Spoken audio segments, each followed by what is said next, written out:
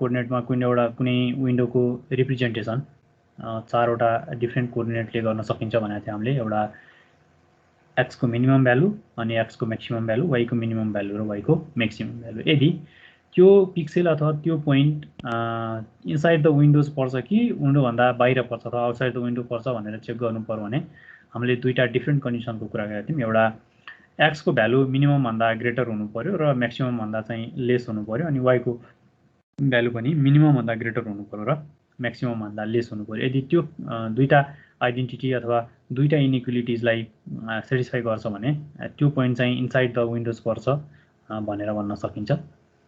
So अब line क्लिपिङको कुरा गर्यो भने लाइन क्लिपिङमा अब के हुन्छ त, जेनरली तीनटा डिफ्रेन्ट स्टेप हुन्छ अथवा डिफ्रेन्ट केसेसहरू हुन्छ भनेर भन्छ। एउटा त के त, एउटा त सिलेक्टेड विन्डोको भित्र त्यो लाइन कम्प्लिटली पर्ने भयो, पर्छ भने के हुने। अर्को चाहिँ त्यो सिलेक्टेड विन्डोजमा line partially inside the window र पार्सियल्ली चाहिँ आउटसाइड द विन्डो पर्छ भने के हुने, र कम्प्लिटली लाइनको दुईटै इन्ड पोइन्ट्सहरू क्लिपिङ विन्डोको बाहिर पर्छ भने के हुने है। तीनटा डिफ्रेन्ट सिनेरियो हुन सक्दो रहेछ। एउटा कि त line completely inside the window पर्यो भने त्यो डिस्प्लेको लागि फिट भइहाल्यो, देखिने भइहाल्यो। अर्को चाहिँ पार्सियल्ली हाफ पार्ट चाहिँ inside the window, half part चाहिँ क्लिपिङ विन्डो भन्दा बाहिर भयो भने अब त्यो बाहिर भएको हाफ पार्ट चाहिँ के गर्नु पर्यो त, रिजेक्ट गर्नु पर्यो, त्यसलाई क्लिप गरेर फाल्नु पर्यो र विन्डोजको बाउन्ड्रीबाट भित्र जति लाइन छ त्यही देखिएला। र अर्को चाहिँ कम्प्लिटली आउटसाइड द विन्डो छ भने त्यसको कुनै पनि पार्ट भिजिबल नहुने भयो, त्यसलाई चाहिँ हटाएर फाल्नु पर्यो है। सो त्यसको लागि लाइनलाई क्लिप गर्नको निम्ति एउटा अल्गोरिदम छ हामीलाई यहाँ सिलेबसले दिएको। त्यो अल्गोरिदमले के भन्छ त भन्दाखेरि कोहेन-सदरल्यान्ड लाइन क्लिपिङ अल्गोरिदम भनेर भन्छ। हेर त अघि मैले भने जस्तो यहाँ के हुन्छ त, लाइन एजहरू यसरी कम्प्लिटली इनसाइड द विन्डो पनि हुन सक्दो रहेछ। हेर त यो P1 P2 भन्ने लाइन तिमीहरूले हेऱ्यो भने, त्यसै गरी P5 P6 भन्ने लाइन हेऱ्यो भने यसको सर्टेन पार्ट चाहिँ इनसाइड द विन्डो छ र सर्टेन पार्ट चाहिँ आउटसाइड द विन्डो छ। सो अब यसमा के हुनु पर्ला त, हेर त भिजिबल हुने भनेको त्यही भित्रको पार्ट मात्रै होला, P5 P6 को विन्डो बाउन्ड्री भन्दा भित्रको पार्ट, र बाहिरको पार्ट चाहिँ के हुँदो रहेछ त, रेन्डर भएर जाँदो रहेछ।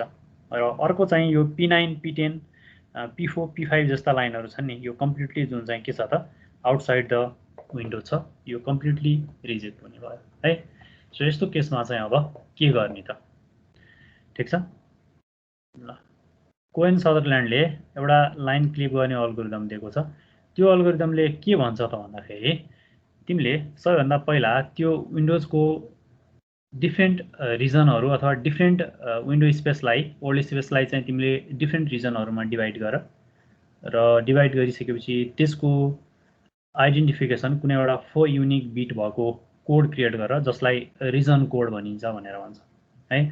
So how to split the windows into 9 different region र how to find out the region code of respective region है। अब यसले के भन्छ त भन्दाखेरि कोहेन-सदरल्यान्ड लाइन क्लिपिङ अल्गोरिदमले तिमीले कुनै पनि विन्डोजको 9 डिफ्रेन्ट रिजनहरू फाइन्ड आउट गर्नु पर्यो भने यो टप, बटम, राइट अनि लेफ्ट भन्ने प्याटर्नलाई युज गर भनेर भन्छ। TBRL भन्छ, टप, बटमको B, राइटको R र लेफ्टको L है। यो TBRL प्याटर्न फलो गर भन्छ। यसले भन्न खोजेको के हो त भन्दाखेरि अब तिमीले यो लोकालिटीको बेसमा चाहिँ त्यसलाई एउटा युनिक बिट देऊ है, र यदि त्यो रिजन चाहिँ यो 4 वटा मध्ये कुनैमा पर्छ भने, यदि इफ त्यो रिजन टप हो भने त्यहाँ त्यसको भ्यालु 1 देऊ, बटम हो भने त्यसको भ्यालु 1 देऊ, राइट हो भने त्यसको भ्यालु 1 देऊ, लेफ्ट हो भने त्यसको भ्यालु 1 देऊ, हैन भने त्यसको भ्यालु 0 देऊ भनेर भन्छ। हेर त each region is assigned a unique 4 bit code भनेको छ, त्यसलाई हामी रिजन कोड भनेर भन्छौँ। एउटा binary representation of the divided region जस्तो हामीलाई रिसिभ हुन्छ है। के भन्छ त भन्दाखेरि यो अल्गोरिदमले यसरी सबैभन्दा पहिला चाहिँ यो एउटा यसरी 9 वटा डिफ्रेन्ट रिजन कोडमा डिभाइड गर अनि त्यसको रिजन कोड लेख भनेर भन्छ है। हेर त given a line segment with a end point P1 X1 Y1 P2 X2 Y2 compute 4 bit region code for the each end point भनेर भन्छ। अब यो जुनसुकै पोइन्टमा लाइन परे पनि भन्नुको मिनिङ चाहिँ लाइन यसरी कम्प्लिटली आउटसाइड द विन्डो परे पनि, यसरी पार्सियल्ली विन्डोमा केही पार्ट र विन्डोभन्दा बाहिर केही पार्ट परे पनि र कम्प्लिटली इनसाइड परे पनि के हुने भयो त, यो सबैको रिजन कोड आइडेन्टिफाई हुने भयो है।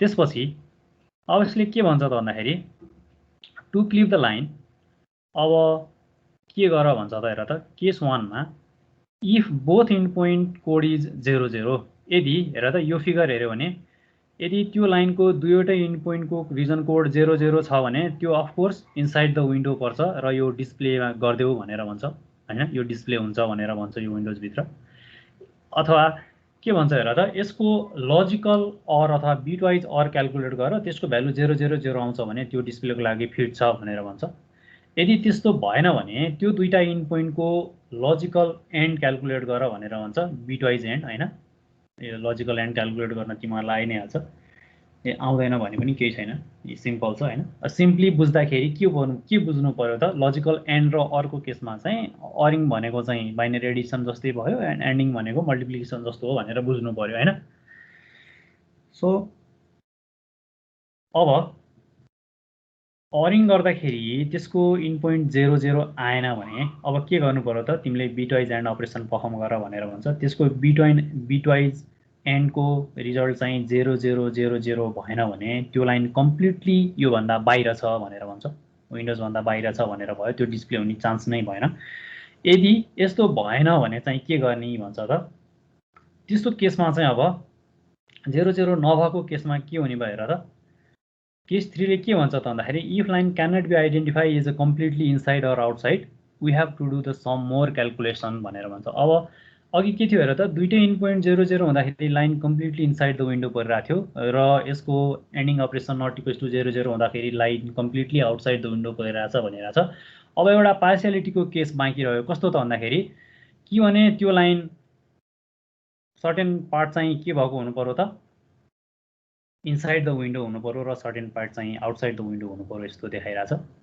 र अर्को केस के होला त सेम हेर त कि सर्टेन पार्ट विन्डोको भित्र र सर्टेन पार्ट विन्डोको बाहिर भनिरहेछ यसमा पनि दुईटा डिफ्रेन्ट केस छ कस्तो केस भन्छ त भन्दाखेरि इफ हैन लाइन चाहिँ पार्शियल्ली इनसाइड द विन्डोज हो केही पार्ट र केही पार्ट चाहिँ विन्डोज भन्दा बाहिर हो तर त्यो point of the intersection horizontal बाउन्ड्रीमा हो भने हेर त यो विन्डोजको होरिजेन्टल बाउन्ड्री हो नि यो र यो यदि यसमा चाहिँ यो लाइनको इन्टरसेक्सन हो भने यो इन्टरसेक्सनको पार्ट हो यो चाहिँ होरिजेन्टल बाउन्ड्रीमा हो भने तिमीले x को नयाँ भ्यालु कसरी क्याल्कुलेट गर भन्छ त x = x1 + y - yn/m यो 2 पोइन्ट फर्मुलाको थ्रुबाट डेराइभ भएर आएको हो है अनि अब यस्तो केसमा चाहिँ y को भ्यालु चाहिँ कि y को मिनिमम भ्यालु सेट हुने हो कि y को म्याक्सिमम भ्यालु सेट हुने हो अथवा युज हुने हो भनेर भन्छ यो कसरी युज हुन्छ हामी तल्तिपट्टि एउटा न्युमेरिकल गर्दाखेरि हेर्छौं है यदि हैन त्यो लाइन चाहिँ भर्टिकल बाउन्ड्रीसँग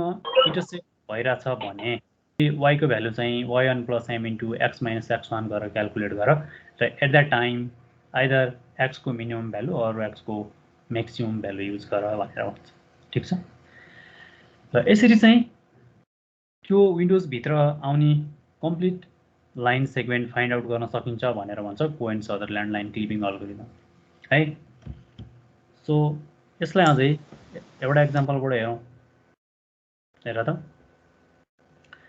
यो एक्जाम्पलले के भन्छ त भन्दाखेरि तिमीहरुको बुकमा पनि यही एक्जाम्पल छ है तिमीहरुले हेर्यो भने कोहेन-सदरल्यान्ड लाइन क्लिपिङ अल्गोरिदमले के भन्यो त यहाँ दुईटा इन पोइन्ट दियो हेर त p1 70 20 अनि p2 चाहिँ 110 यो दुईटा इन पोइन्ट भएको एउटा लाइनलाई क्लिप गर भनेर भन्यो र यो क्लिपिङ विन्डोको कोअर्डिनेट पनि दियो 50 10 80 40 हैन अब अल्गोरिदमले के भन्छ त भन्दाखेरि त्यो विन्डोजलाई 9 डिफरेन्ट रिजनमा डिभाइड गर अनि त्यसपछि त्यसको रिजन कोडहरु लेख भनेर भन्छ सोलुसनले त्यही गर्यो हेर त यसलाई डिफरेन्ट रिजन कोडमा डिभाइड गर्यो यसले के भनेको छ हेर यसको लोअर लेफ्ट ह्यान्ड कर्नर चाहिँ 50 10 छ भनेको छ लोअर लेफ्ट ह्यान्ड कर्नर 50 10 छ र अप्पर राइट ह्यान्ड कर्नर 80 40 छ भनेर भनिरहेछ ठीक छ र एउटा कुनै पोइन्ट दिइराछ यो 50 10 हो भने 720 यतै कतातिर पर्ला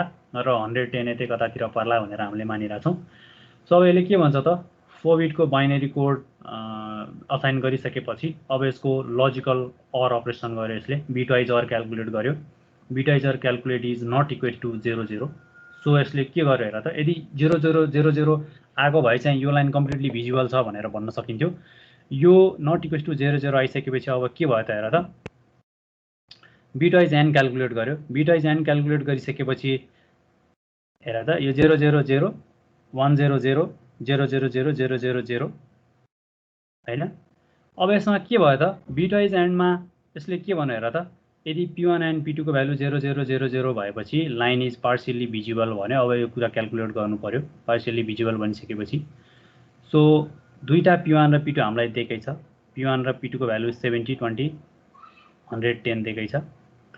त्यसपछि यसले के भन्छ हेर त अब यस्तो हो भने इन्टरसेक्सन पोइन्ट त निकाल्नु पर्यो हैन। कहाँ इन्टरसेक्ट भइरहेछ अब हामीलाई के भन्छ त यदि त्यो लाइनले भर्टिकल बाउन्ड्रीमा इन्टरसेक्ट गरेर हो कि होरिजेन्टल बाउन्ड्रीमा इन्टरसेक्ट गरेर हो भनेर फाइन्ड आउट गर्नु पर्यो। हेर त यहाँ के छ क्वेसनले दिए अनुसार चाहिँ यसले के गरिरहेछ त भर्टिकल बाउन्ड्रीमा इन्टरसेक्ट गरिरहेछ। यस्तो भर्टिकल बाउन्ड्रीमा इन्टरसेक्ट गरेछ भने के गर भन्छ हेर त अल्गोरिदमले if the intersection is with vertical boundary y को value y1 plus m into x minus x1 निकाला भनेर हुन्छ। हेर त किन y को भ्यालु क्याल्कुलेट गर भन्नु त यसले यो भर्टिकल बाउन्ड्रीमा यसले इन्टरसेक्ट गर्छ भने x को भ्यालु त यहाँ सधैँ 80 हो। यहाँ जसरी गए पनि यो x को भ्यालु 80 नै हो। हेर त यहाँ माथि 80 छ तर y को भ्यालु यदि यहाँ हो भने 40 हो यहाँ हो भने 10 हो। तर यो पोइन्ट अफ इन्टरसेक्सनमा y को भ्यालु कति हो थाहा छ त? थाहा छैन। That's why we need to calculate the value of y है। यहाँ अब y को भ्यालु फाइन्ड आउट गर्नु पर्यो। y को भ्यालु फाइन्ड आउट कसरी गर्ने भन्छ त y equal to y2 plus m into x minus x2 गर भनेर भन्छ। हामीसँग x को भ्यालु दिएकै छ। x त्यो भर्टिकल लाइनमा 80 हो। हेर त यो भर्टिकल लाइनमा x को भ्यालु 80 हो। सो अब x2 को भ्यालु पनि हामीलाई 100 दिएको छ। 80 माइनस 100 10 प्लस 6.67 इन्टु गर्दाखेरि फाइनल भ्यालु 16.67 क्याल्कुलेट भयो। भनेपछि अब के भन्नु पर्यो त यो 720 देखि यो 720 देखि यो यहाँ 16.67 अनि अर्को भ्यालु कति निकालेको छ हामीले 16.67 र 80 हैन। त्यहाँ त x को भ्यालु 80 हो। यो पार्ट चाहिँ भिजिबल हुँदो रहेछ। यदि पार्ट चाहिँ भिजिबल हुन्छ भनेर भन्नु पर्यो। ठीक छ। यदि तिमीहरूले अब यसको लजिकल अपरेसन निकाल्यो भने यसले जहिले पनि 0 0 दिन्छ। ठीक छ। फाइनली तिमीहरूले के कुरा कन्क्लुड गर्नु पर्यो त भन्दाखेरि हेर त द इन्टरसेक्सन पोइन्ट p3 80,16.66 यति निकाल्यो। So discarding the line segment that लाई outside the boundary that is p3 p2 त्यो बीचको इन्टरसेक्टिङ पोइन्टलाई त्यसले p3 मान्यो। Now we get the new line p1 p3 with the coordinate p1 70 20 already छँदैछ सुरुको त्यसलाई हामीले केही गर्नु परेन र बाँकी त्यो विन्डोजको बाउन्ड्रीसँग इन्टरसेक्ट भएको पोइन्ट 16.67 क्याल्कुलेट गर्यो अनि 80 त x को कोअर्डिनेट छँदैछ। यति गर्न सक्नु पर्यो है। बुझिन्छ? सिम्पल कुरा के बुझ्नु पर्यो त भन्दाखेरि दुईटा इन पोइन्ट दिन्छ। दुईटा इन पोइन्ट र विन्डोजको कोअर्डिनेट दिन्छ। तिमीहरूले त्यसको रिजन कोड लेख्नु पर्यो र त्यो दुईटा इन पोइन्ट कुन कुन रिजनमा परेछ हेर्नु पर्यो अनि त्यसपछि त्यसको लजिकल ल्यान्डिङ गर्नु पर्यो। लजिकल ल्यान्डिङबाट के निकाल्नु पर्यो त कुनै एउटा पोइन्ट अफ इन्टरसेक्सन क्याल्कुलेट गर्नु पर्यो। पोइन्ट अफ इन्टरसेक्सन क्याल्कुलेट गर्ने दुईटा डिफ्रेन्ट तरिका छ। If the line lies in the horizontal boundary त्यति बेला तिमीले x को भ्यालु क्याल्कुलेट गर्न पर्यो नयाँ र if the line is lies in the intersect in the vertical boundary त्यस्तो बेला चाहिँ तिमीले y को भ्यालु क्याल्कुलेट गर्नु पर्यो भनेर भन्छ। र त्यही इन्टरसेक्ट भएको भ्यालु र इनसाइड द विन्डोज भएको गिभन पोइन्ट चाहिँ भिजिबल हुने हो भनेर कन्क्लुड गर्नु पर्यो है।